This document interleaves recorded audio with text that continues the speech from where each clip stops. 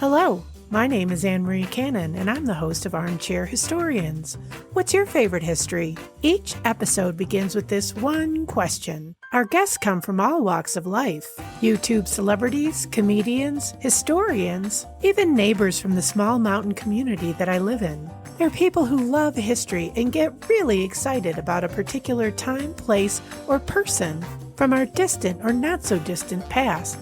The jumping off point is the place where they became curious, then entered the rabbit hole into discovery. Fueled by an unrelenting need to know more, we look at history through the filter of other people's eyes.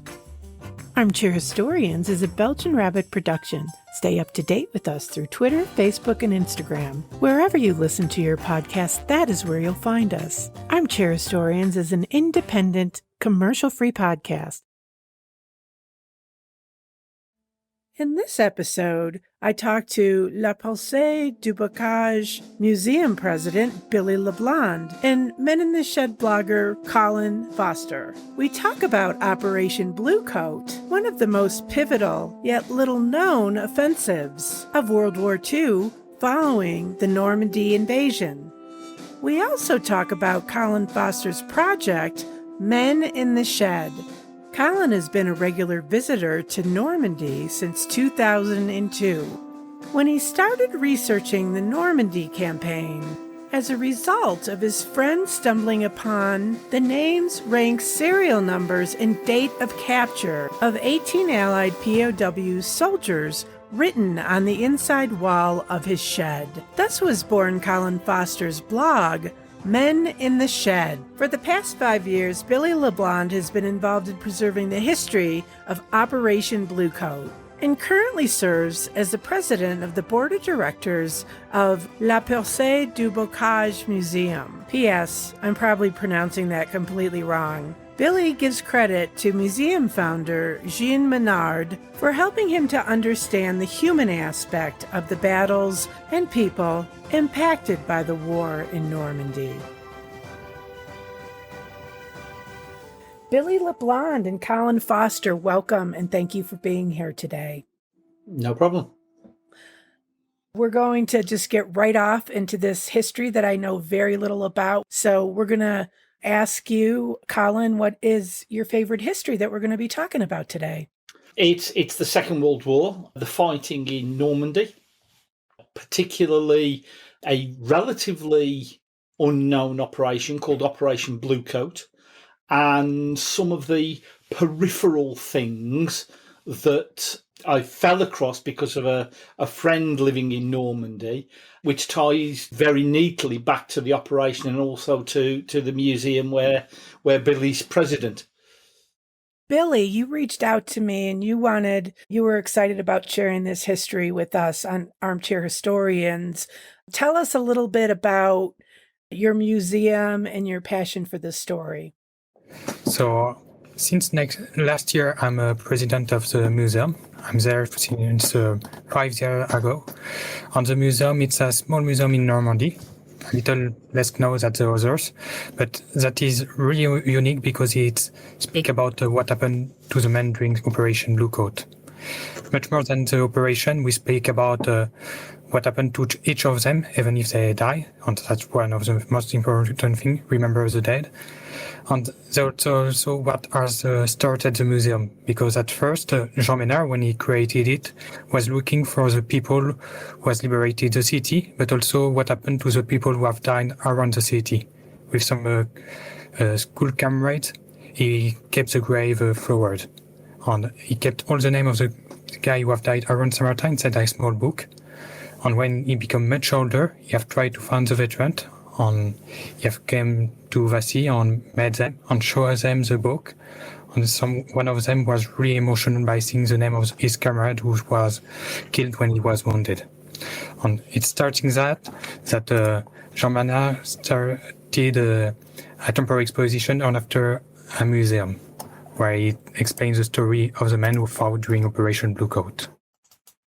And what's the name of the museum again? So the name of the museum is La Percée du Bocage, so the Bocage breakout. Picking up on a couple of things that Billy mentioned there, unlike some of the museums in Normandy, which are very much all about, they've got tanks outside and they're very much focused on the fighting, as in just focus on the fighting. Sure.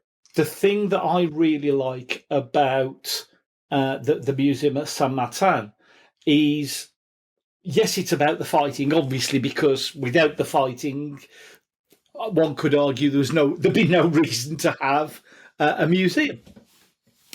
But in addition to information about the fighting and some of the units that fought there is an awful lot of information about the impact that the fighting had on the general population of the area, and also the impact that it had on the soldiers themselves as they were fighting through the area. So it's very much the story of people rather than simply the story of tanks, if that makes sense. Yeah. That's great. Brilliant. So tell us, set it up, the Operation Bluecoat. Who were these men? What was their mission, and how did that play out? And as you said, how did it impact the people? Basically, the Allies had come ashore on the 6th of June and then got into a slogging match with the Germans. And for several weeks, there didn't seem to be a great deal of movement.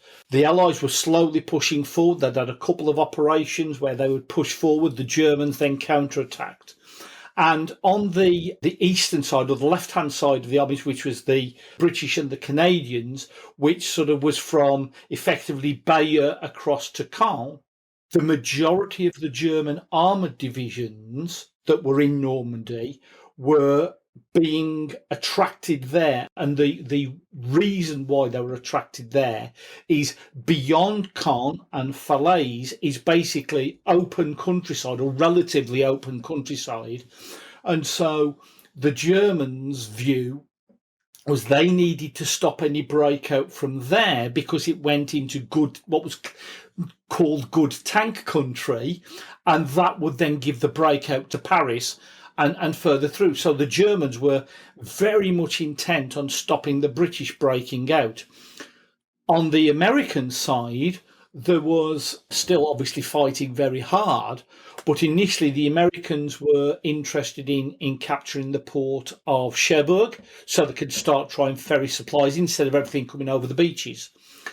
But then they then needed to take Saint-Lô, which took a lot of fighting, a lot of casualties, but eventually got Saint-Lô. And then the idea was that the Americans would punch with a right hook, and the British would still be in place holding the Germans on their front. How did you do that? That's amazing. Magic. It is magic. Thank you. I didn't even know I could do that. Okay, so looking at the map, on the right-hand side, we've got where the British and most of the German armour is around Caen and that area. And on the left-hand side, we've got where the Americans are trying to push through. The problem was that there's a very large, I'm not going to call it a mountain, it's a very large hill called Mont Pinçon.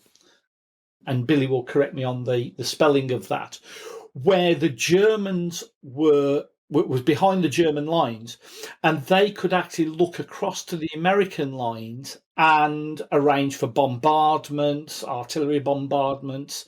And as the Americans broke through, they felt that they had an exposed left flank and so needed some support, some help with that. The British started an operation very, very short notice called Operation Bluecoat, which was to come down on the left flank of the Americans to effectively sort of keep the Germans away from the Americans. And its main objective was to take Mont Pinçon.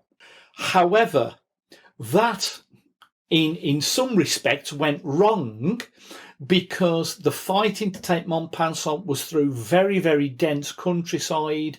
So narrow lanes, sunken lanes with big earth banks and trees and bushes growing out of them. So ideal defensive country. However, the British on their right flank, they actually found a way through a forest and through between two German armies. And they're always sort of points of weakness, because the one side thinks that their colleagues are looking after maybe a road, and the other army thinks that they are looking after the road. And as it turned out, there's this bridge over the River Soulèvre that nobody was watching. And the British got there, the reconnaissance units got there, radioed back the general in charge of 11th Armoured Division that was sort of spearheading this push, recognised the opportunity, pushed his troops down there, and basically forced a gap between two German armies or army groups. And that then expanded and flooded through.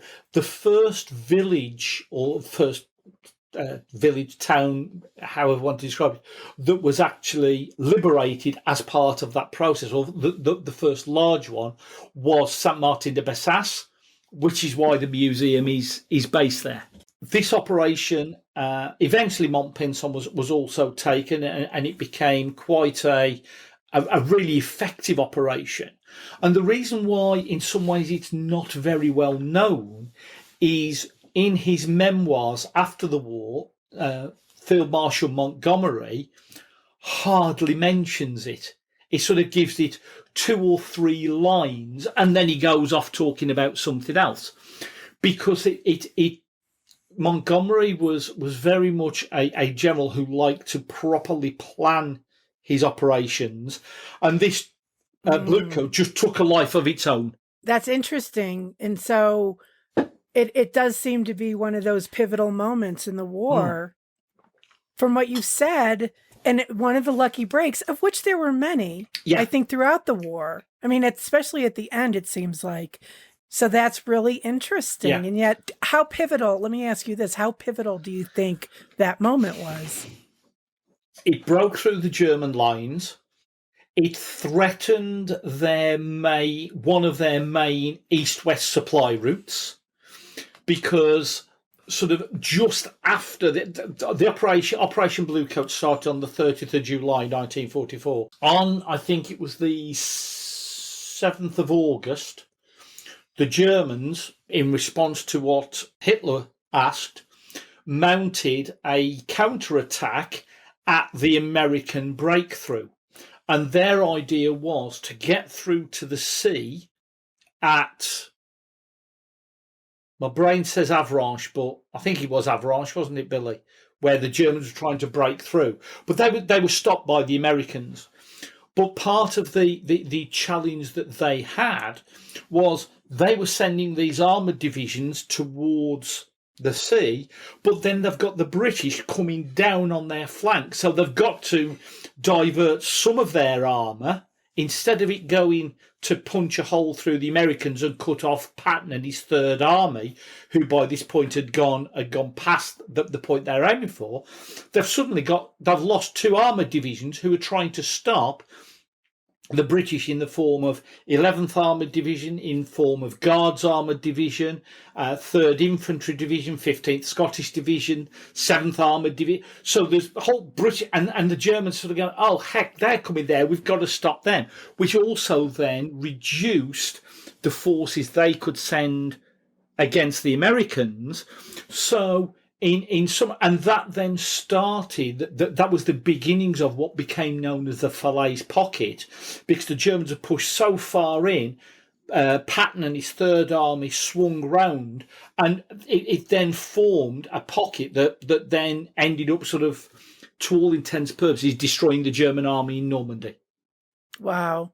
I didn't know that. That's amazing. So it really is a pivotal operation.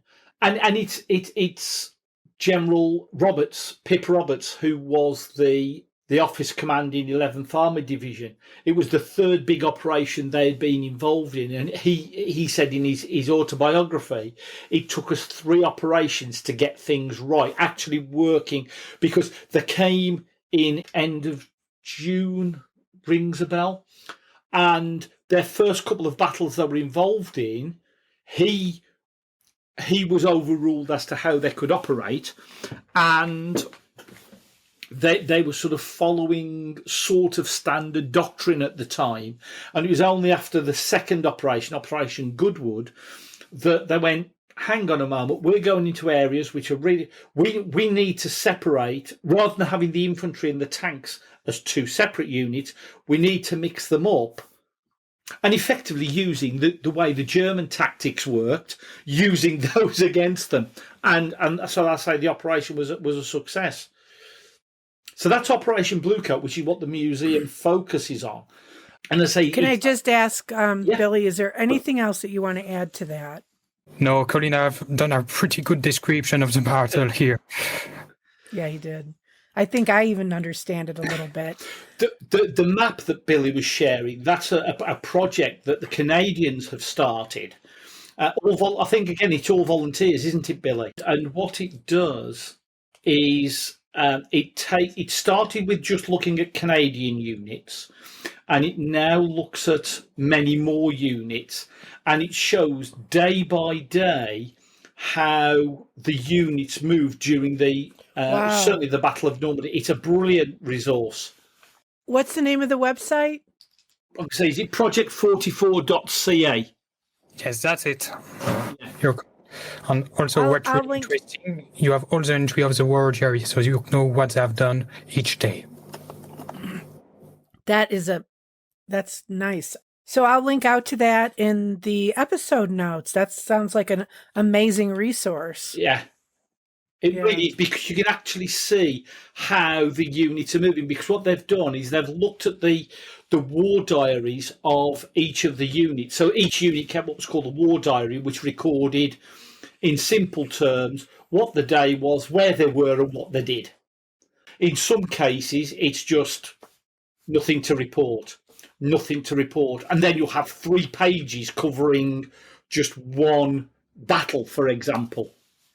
So it's great because it's actually followed, and some of them have got grid references, so they've worked out the grid references, because part of the issue you have nowadays is the grid references that are used on French maps now are a different numbering system to what they were on the maps that were used or that were created during the war. What's really frustrating is that the French, what were called the French Série Bleue, like 1 to 25,000 maps, they used to have the old numbering system on as well. So a lot of my maps, I've got pencil lines across because I've drawn the old grids on.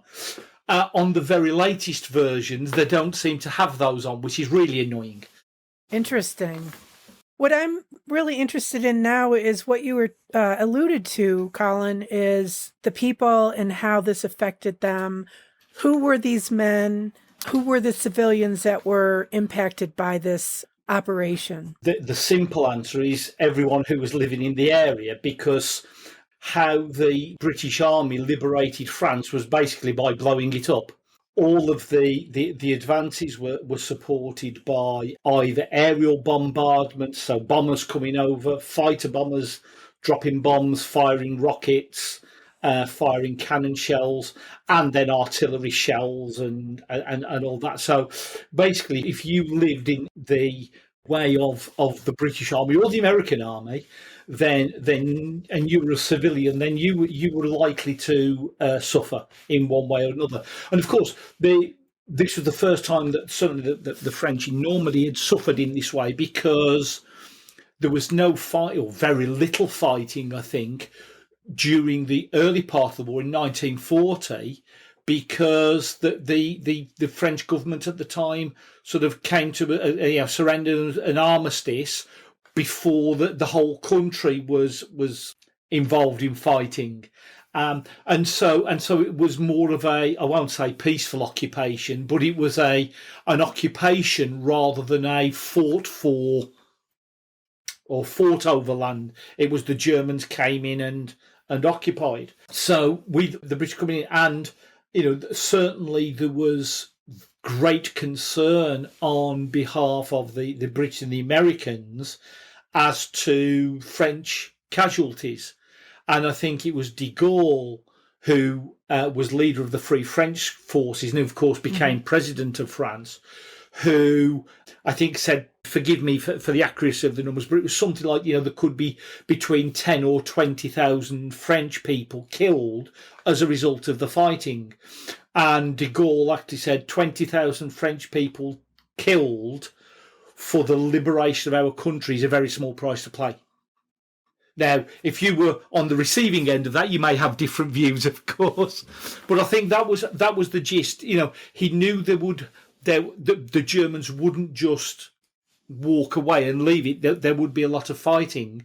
But he recognised that because of that, there was going to be some civilian casualties. And although it was attempted to minimise those, the Allies would drop leaflets telling people that the town was going to be, was in the way of an advance and therefore they needed to think about moving or whatever. And in some cases, the Germans actually moved them away from the front line.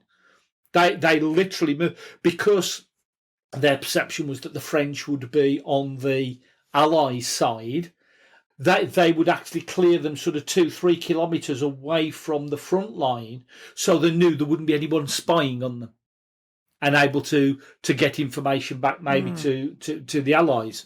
So there was a lot of dislocation in terms of physically being moved out of your houses. There was, and I think that happened to Jean Menard, didn't it, if memory serves. There was lots of dislocation in that, when they could come back, maybe the house was destroyed, either sort of completely or just or partially. In fact, I remember a veteran that I knew, he sadly passed away, Muir Findlay, who you'll be aware of, Billy, because he was one of the Scots Guardsmen, who on one of his return visits to France during the one battle, they thought the Germans were in this one house, so they actually fired shells from their tank at this house and sort of basically got rid of the Germans. And he went back on one of his visits. They found the house because he got a photograph, and he went, and the family that were there, I think it was a younger generation, but it was the same family living there. Oh, wow. And he apologised for the damage that he had done for the house. And they just went, that's not a problem. Thank you. We are now here free. Yeah. Don't worry about it. That can be repaired. That gave me the chills. My mother, like I said about my mom, she was born in Belgium. Her family was just 25 years earlier executed by the Germans in World War I. They called it the Rape of Belgium. And so when the Germans were coming through again, my mother's 8 years old, they're freaking out. And so they flee. They end up in France. They end up in a town called La Roche-sur-Yon. It ended up being a military base for the Germans. And so it's interesting hearing this other side of the war from my perspective, hearing Mom's side, who sadly she passed away in 2017. I'm working on a documentary. It's called The Last Train Leaving Belgium. It's really about her experience as a child in World War II and fleeing Belgium. And then they end up going south and they end up in Condalier. And then, of course, they end up being occupied by the Germans anyways. These stories that she would tell me, I don't think people realize kind of the gray areas of war. And having my mother's stories, like at one point the Germans were retreating, the Allies were coming in, and it was a very tense moment for the town that she was in. I love getting the bigger picture of what was going on, and this is one really good example about what effort was put in to clearing out the Germans. You hit on a really good point there, that in more modern times, and especially if you're not if you don't study the history to a depth, there is a gross oversimplification that tends to be made that the Germans were all Nazis and bad guys, and the Brits and the Americans were all the good guys. And the Brits and the Americans never did anything dodgy, and the Germans were atrocious. And that's just simply not the case. There were really good guys on both sides, and there were really dodgy things that happened on both sides. But of course, it's the victors that get to write the history books. I remember many years ago, because I also do tabletop wargaming, so we play with little model tanks and that. And I'd just been reading a book about the Canadians, and I was at a wargaming show, and there was some. I was stood in a queue, and these guys dressed as Germans walked past, and this person in the queue sort of went, they shouldn't be allowed here, sort of marching around like that, it's just totally wrong. And I said, well, to be fair, I said, if there weren't them, then, it takes two to tango. You have to have both sides in. Yes, but all the atrocities they did, and he sort of went off on a right rant.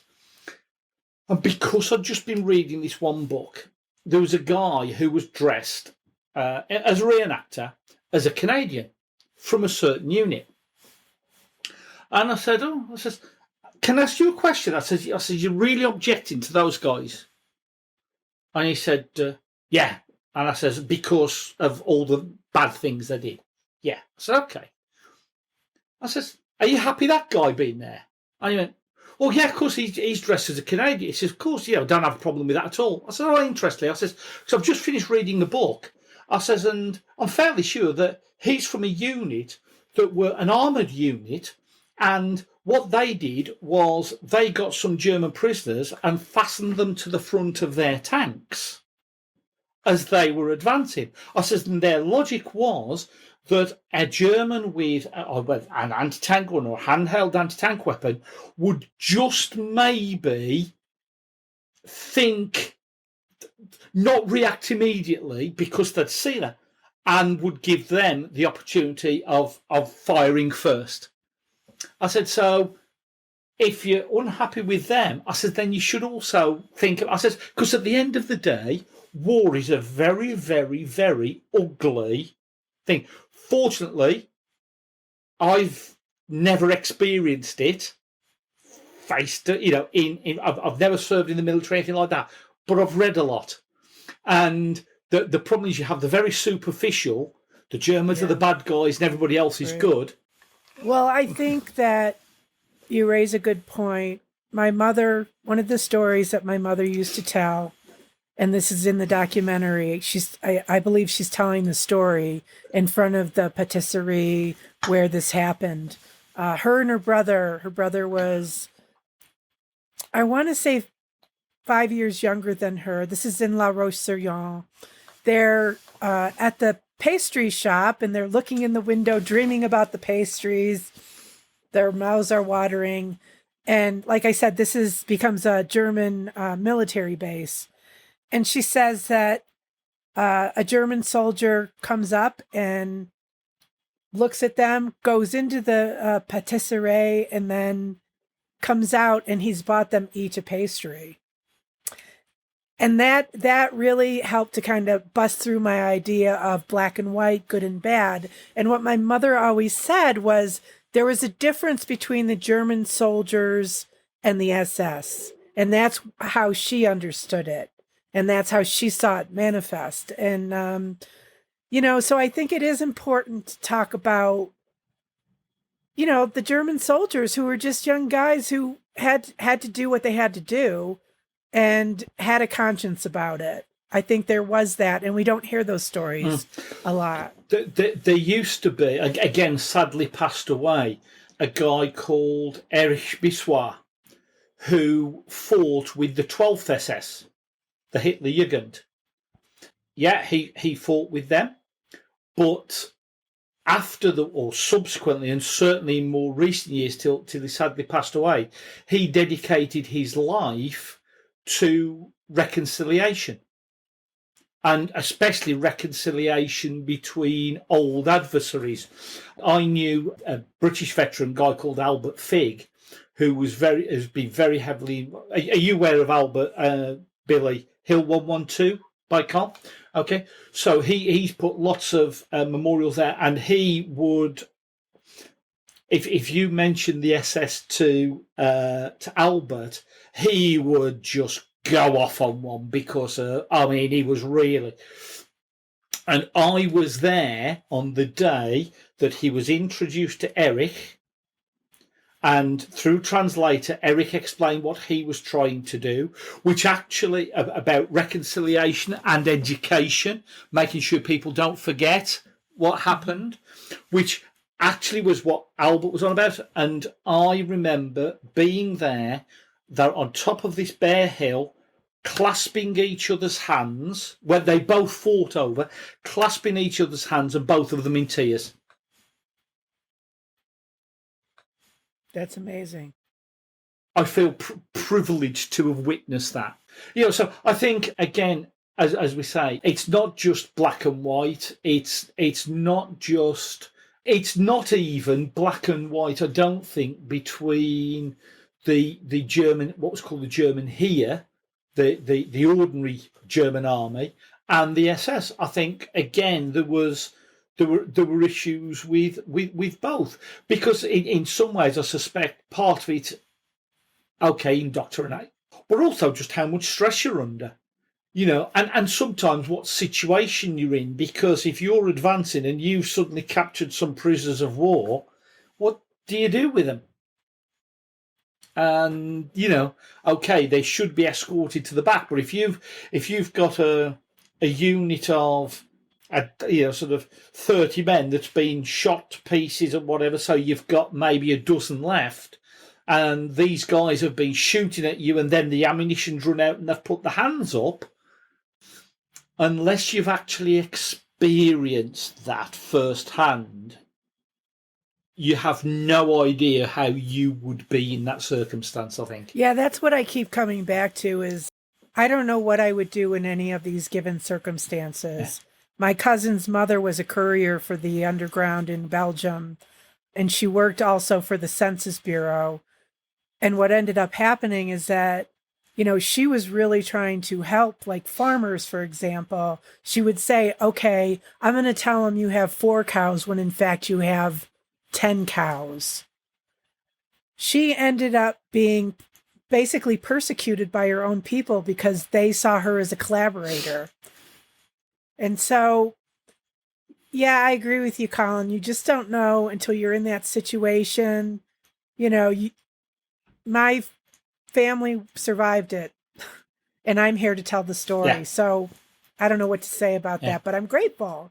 Yeah, absolutely. And I think this is why it's so important, and the museum do a great job at this, of engaging with veterans who are sort of visiting their old stomping ground, shall we say, and being able to tell their stories, to listen to their stories, to record their stories, and then to share those stories with people. That's vitally important.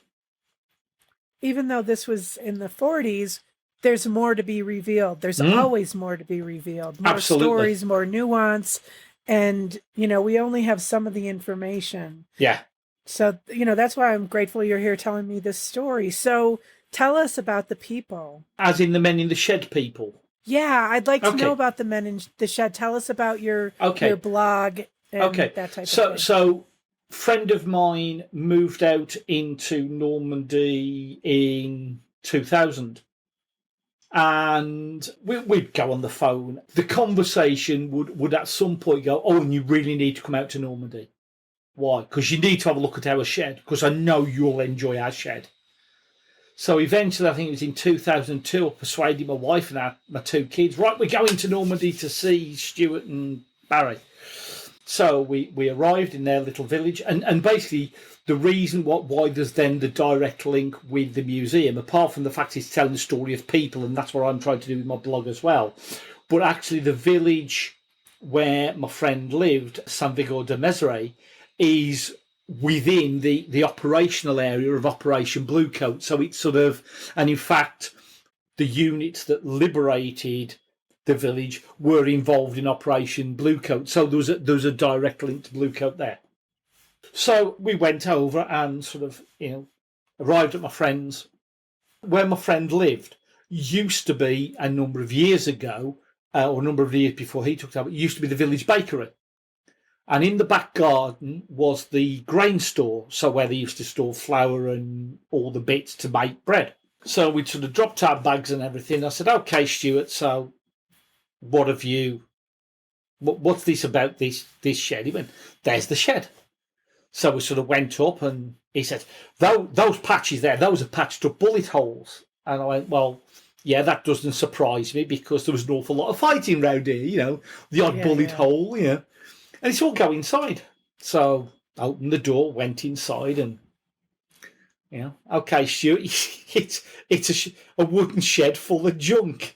He said, "Well, turn round." And I turned round and I just went, "What do you know about that? What do you know about them?" And he went, "Nothing."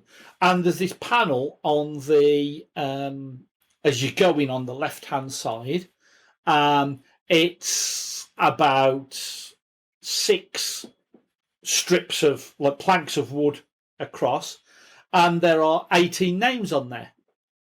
2 American pilots, 2 American paratroopers, an RAF pilot who turned out to be American, and then 13 British infantry. And basically what happened was, as they were being caught in or taken as prisoner of war during the fighting, either with the pilots when they were shot down, or as they were captured, as the Germans moved them back through their lines, they would eventually end up at the village of Saint-Vigor. And so it was kind of, right, well, 6 o'clock now, we're not going to go any further. Let's shove them in there, lock the door. That way we've only got to leave one chap outside guarding them. And so it was just used as an overnight lockup. So your friend didn't know that? No, he had no idea. He just saw these names. Wow. So that's a wow. Subsequently, what we've been able to do through visiting the National Archives in the UK, we've been able to track some of them down. We found some of them after the war. They would fill in what's called a returning prisoner of war questionnaire, which they've put information on. Some of them we've got photographs. Some of them we've been really lucky and been able to connect with family members. We've had the son and grandson of one of the American paratroopers has visited. One of the daughters of the RAF pilot has visited. And one of the daughters of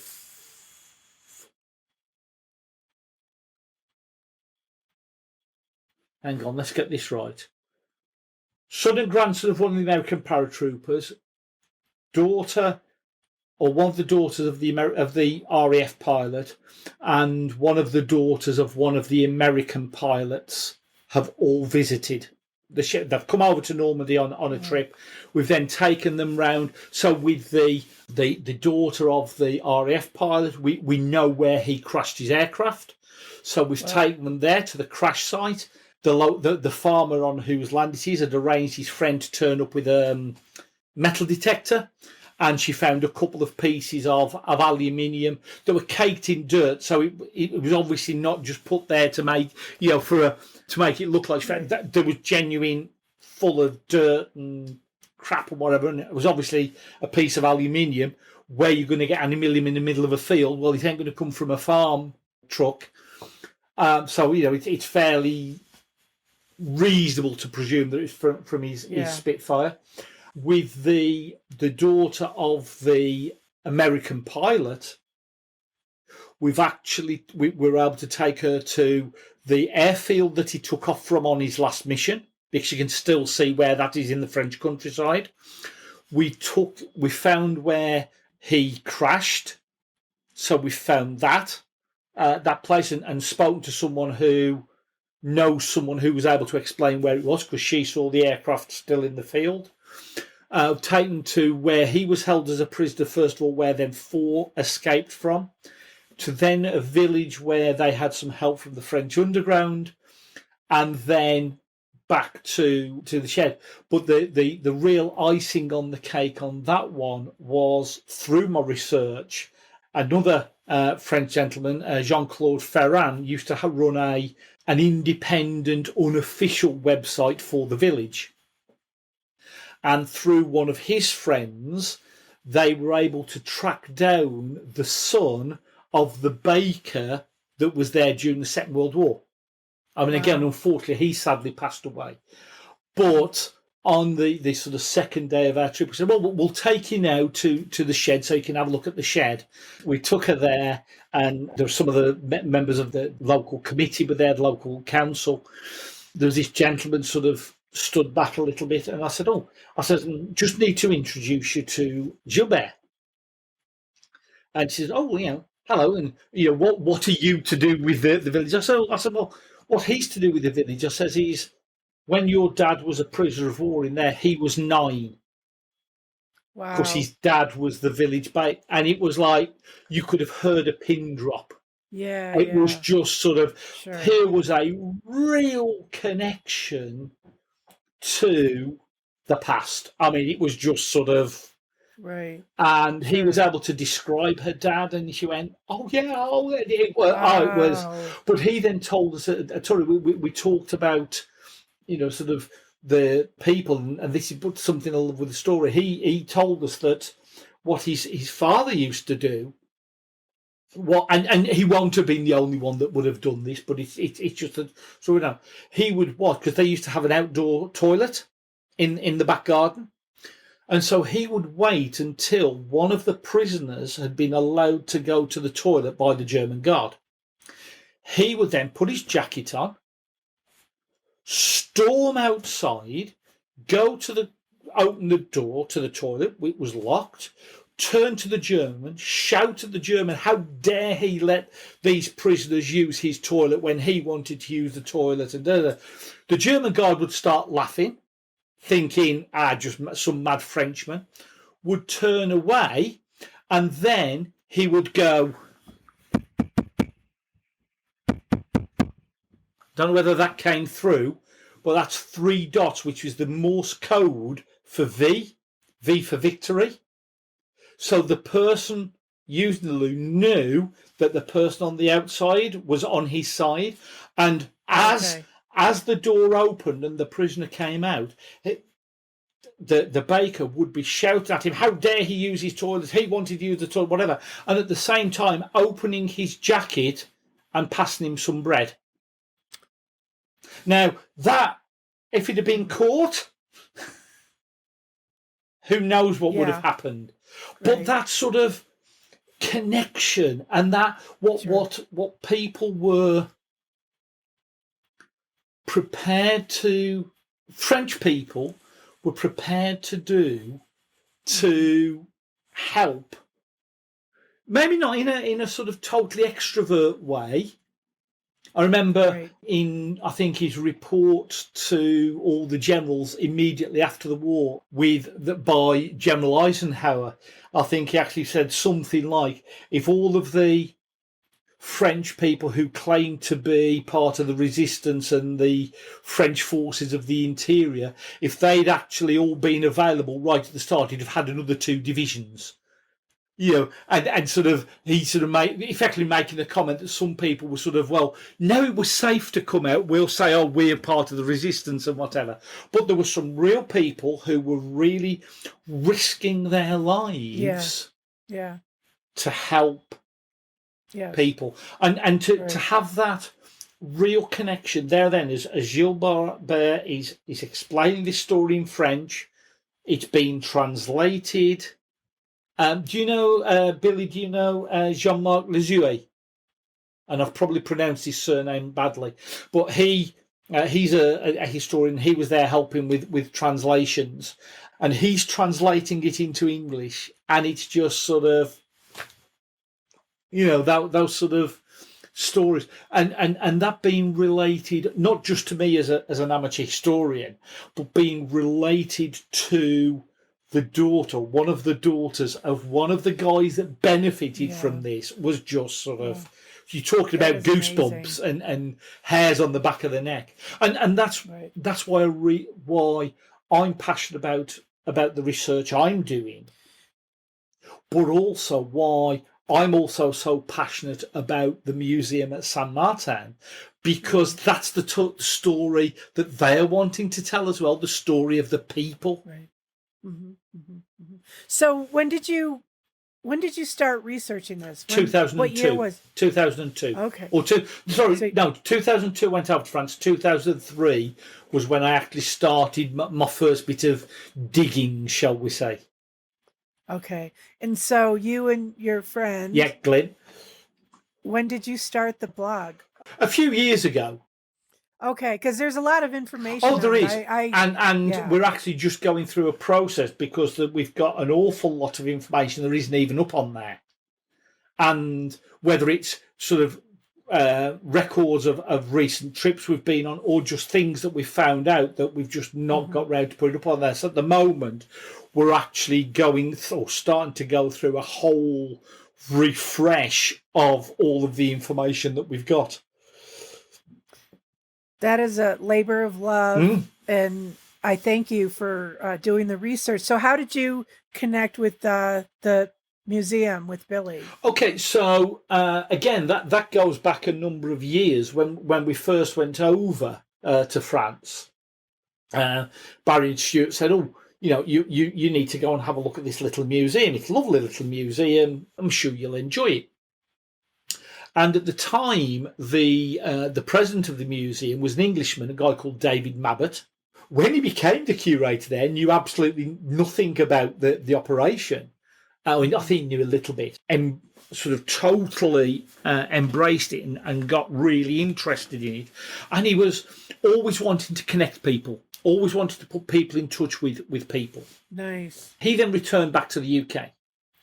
And there was then a period where, and I have to be careful, no I don't, I'll be my normal self, where the person running the museum saw it as, the way I describe it, saw it as a job. So they turned up, they opened the door, if people came in, they gave them a leaflet and that was it. Yeah, I understand. Being blunt, the guy just wasn't interested. We then heard through David, there was this new mad bloke that had got involved. It was a bit of he was a journalist, so it was a bit odd. So we went over the following June and met a guy called Mark Kentel. Mark is Scottish. He lives in the area, and he just was getting really annoyed at the fact that you got this museum that was telling the story of the area that was just being allowed, I'll use a phrase, to rot away. And he was like, hang on, this is your history, folks. Something needs to be done. Yeah, yeah. I suppose, in common with everything that happens the world over, everyone stepped back and he was sort of, oh, okay, so I'd better do something about it then. If I'm shooting my mouth off, I'd better do something about it. So he became the next president of the museum. Glyn and I were over there and chatting to Mark, introduced ourselves, was explaining some of the ideas he got, where he wanted to take the museum. Because of his enthusiasm and his drive, Jean Menard, who was the founder of the museum, who I think had almost got to the point where he was almost prepared to take his artefacts that he had collected back away from the museum, and bearing in mind that when he set the museum now sits on land that used to belong to Jean Menard, so that's the involvement that he's had in it. He was ready to take stuff away, but Mark's drive, enthusiasm, interest just sparked something in Jean Menard again.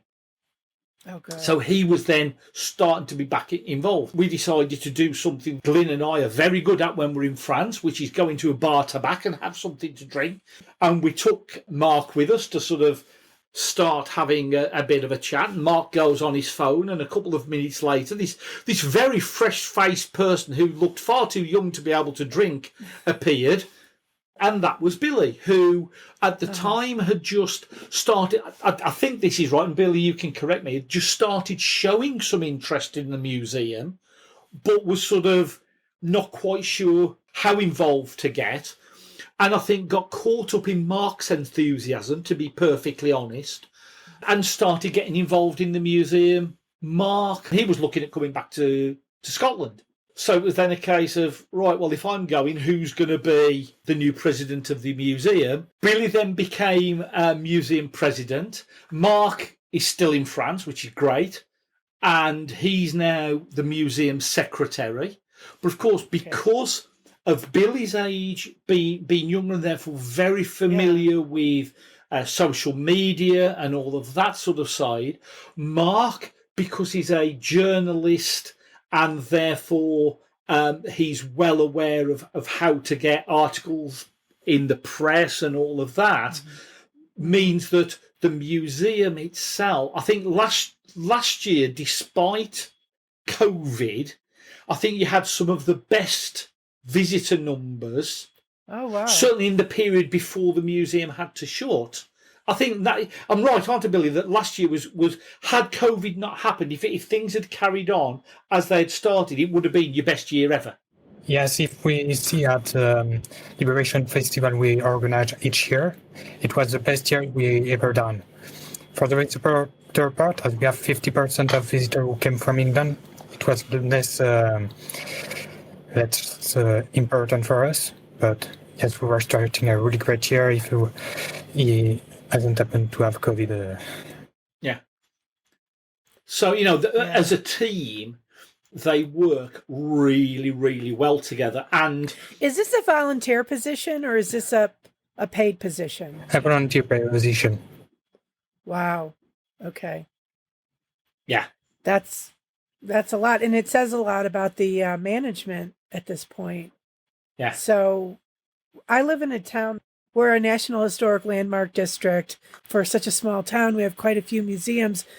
And there's a huge difference the way that the museums are received. And I won't name who they are, but one particular museum I think of, the guy who is the executive director is so passionate about telling the story that it's infectious. The passion is infectious. And it sounds like that's what you've thankfully stumbled on again at the museum.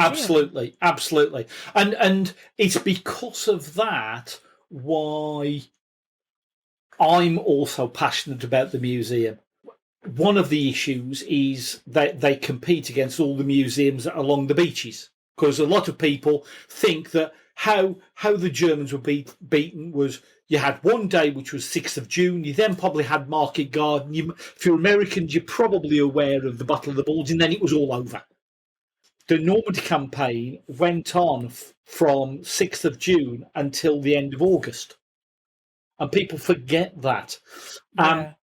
And so a lot of the museums on the beaches, that's what people see. They don't see the inner stuff. And again, with a lot of them, there's lots of money being thrown at them, lots of paid staff, and it's a different experience. Both the La Percée Museum and also the one at Tissot, which is run on exactly the same basis. It's in a little small church.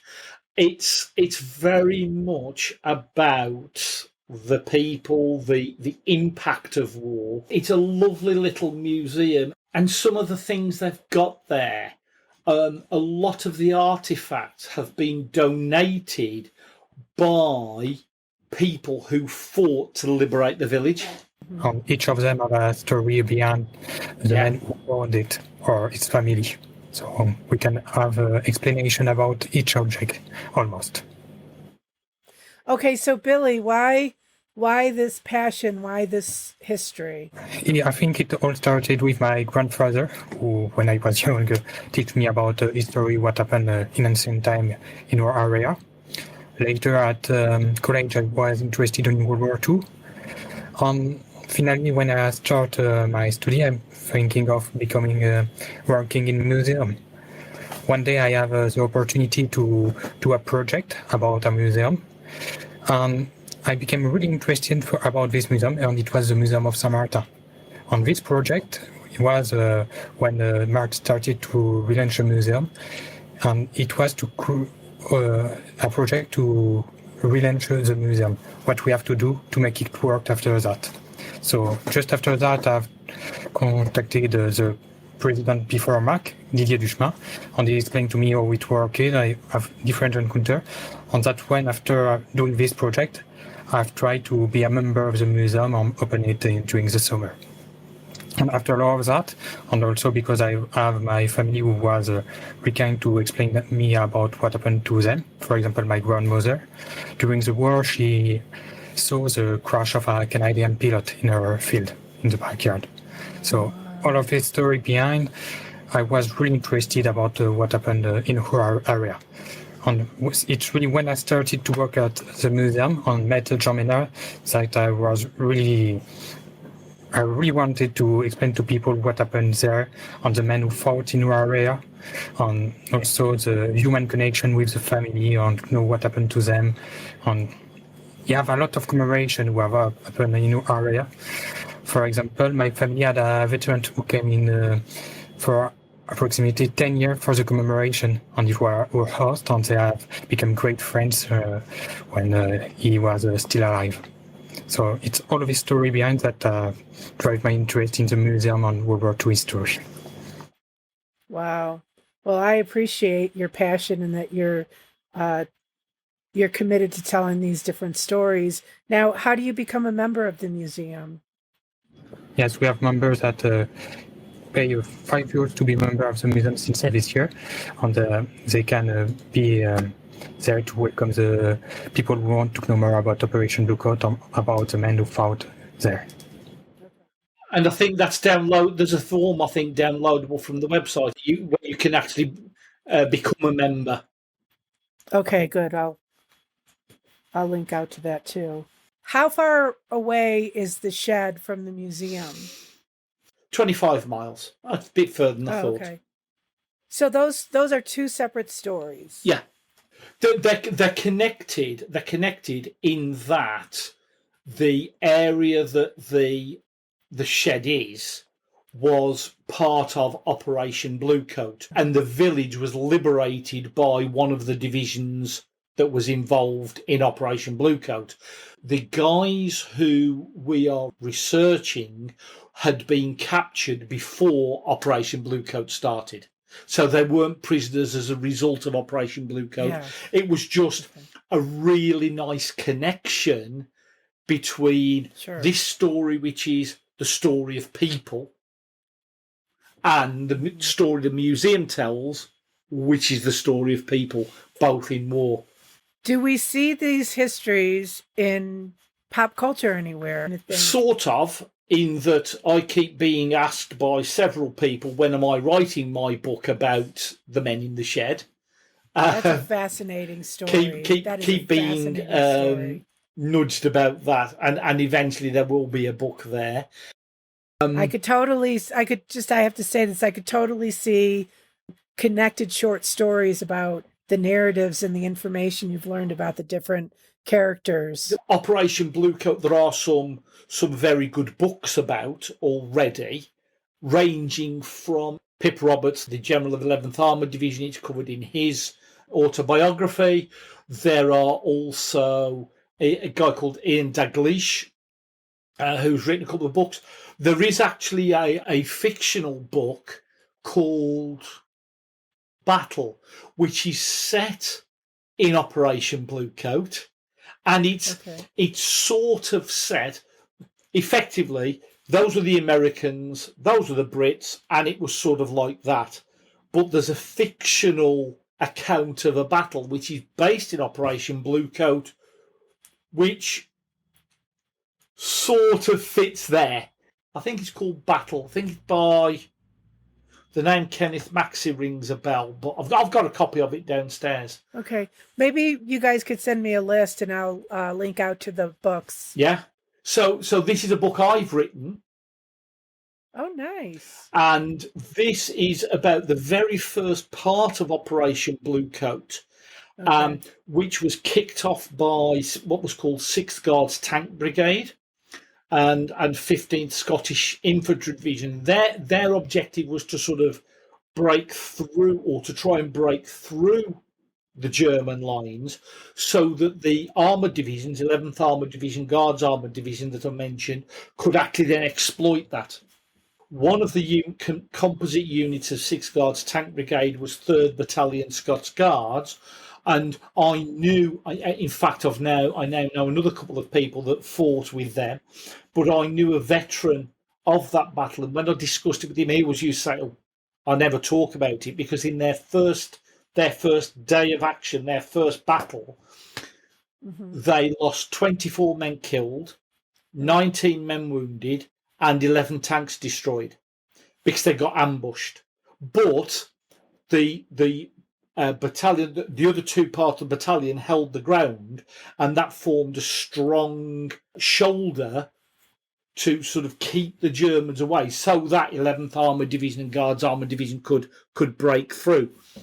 And in 2019, which was the 75th anniversary of the battle, again, through work that I had done, through work that Billy and the museum had done, we unveiled a new and a significantly large memorial. I'm 6 foot tall, and this memorial comes up to about there on me.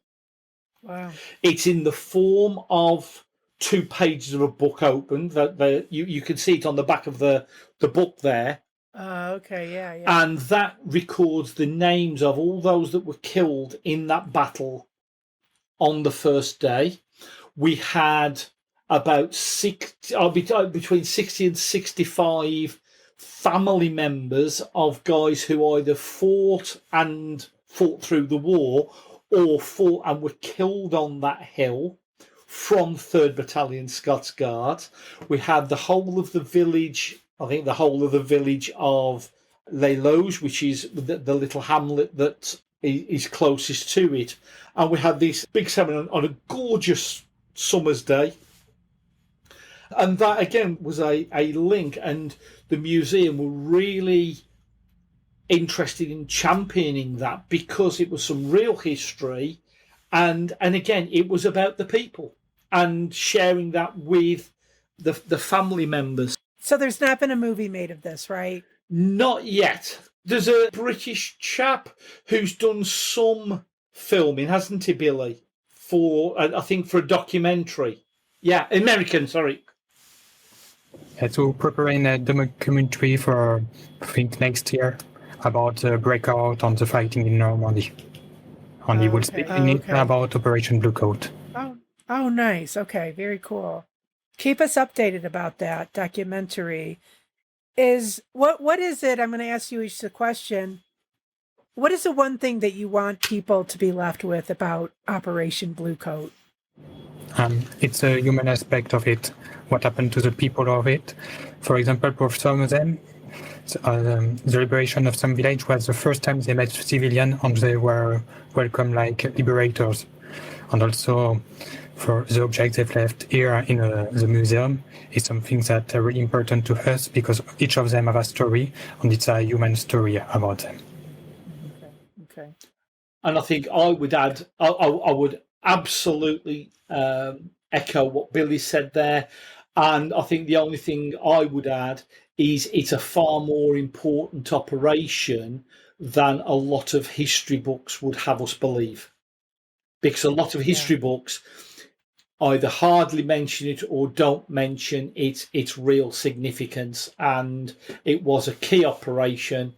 And I think the more people that are aware of that, the better. Well, thank you both for keeping the stories alive and passing them down. And it's nice, like you said, the fresh face of Billy.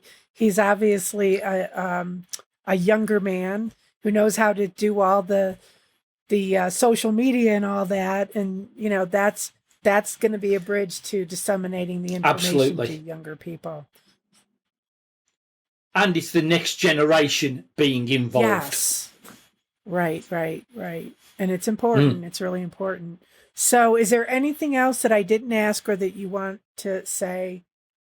No, I think just thank you for the opportunity of us sharing the story that is normally shared with a few people, when they come and visit the museum and that, or sort of corner them in a bar and start talking to them about, my interest in that. Well, I really enjoyed talking to both of you. Thank you so much for being here. I can't thank you enough. Thank you. No, thank you. Thanks to you. Yeah.